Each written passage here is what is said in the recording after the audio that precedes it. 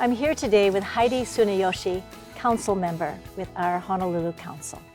Thank you for being with us. And thank you too for taking the time. Thank you for the opportunity.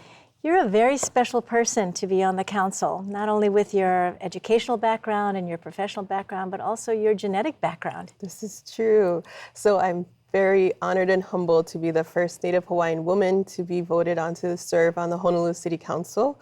So my background being my mother is Hawaiian Chinese German and my father is actually from a little small town in Waycross, Georgia. So a very diverse background that I'm very proud of and very proud to again be the first Native Hawaiian woman on the council. And growing up in Wahiawa, going to Lelehua High School really prepared you, I think, for this new role.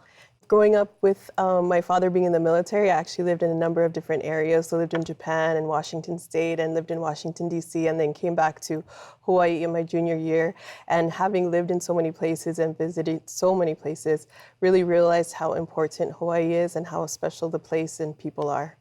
So give us a little background on your profession and what in the world encouraged you to run for the council? That's a good question. So at first, I never thought that I would go into politics. My background is actually after I graduated from Lelehua, I didn't really know where I was going in my profession. I had an amazing psychology teacher, and she said, "You are very good at psychology and how you understand and are interested in people." So she actually encouraged me to apply to a program at UH Manoa, where I got accepted and eventually graduated with my bachelor's in psychology, and I got a master's in psychology at Chaminade University, and then became a licensed mental health counselor. So I've worked in homeless and transitional shelters, and I've worked at the women's prison and with different programs with at-risk youth. And so have had a lot of background about working with a very different populations within our communities, and have seen all the way throughout as I really focused on service to the people that there are so many challenges that our people are facing today. Our families and individuals have so many issues that they're having to work in, and then kind of fell into politics as it were. Well, I'd like to suggest you were called there as the next step of your profession. And being on the council, especially newly elected and stepping into a lot of the existing issues that we're dealing with in Honolulu, what do you find the most rewarding? I think still most rewarding for me is getting out and working with the people and hearing from them as to where they're at and moving forward and taking that voice back to the city council. I think a lot of times when I first got elected, a lot of what I've heard is that the people didn't feel there was a point to voting or getting involved in government because they really felt their voice wasn't being heard.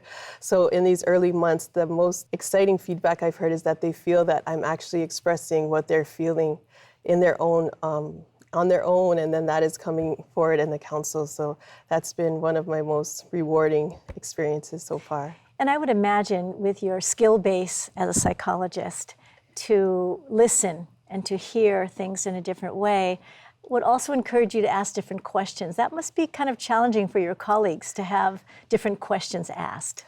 That is true, and just also reading nonverbal behavior and just being able has been a really interesting part of my job, because that's part of my job as a psychologist, not only to listen to what people say, but how they're saying it. And that's been a very interesting part, but it has really helped me to, when we're sitting in the meetings and different issues come up, can really read the whole situation and think about what questions need to be asked to get the answers for the people. So that has been very interesting. Well, you know, our time is coming up soon to end this conversation and this meeting with you. But if I could ask you, it feels as if you do have hope for the city. What might we look forward to with your leadership there?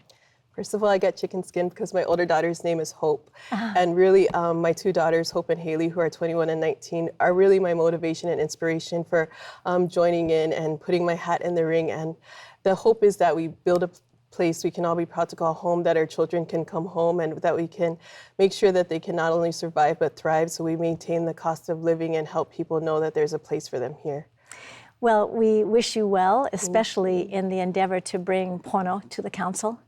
And thank you very much for your leadership, and we'll look forward to hearing a little bit more as the year goes on. Thank you so much. Thank you for joining us. Thank you. We've had the opportunity to meet Heidi Tsuneyoshi, who is a council member here in Honolulu. Thank you for being with us.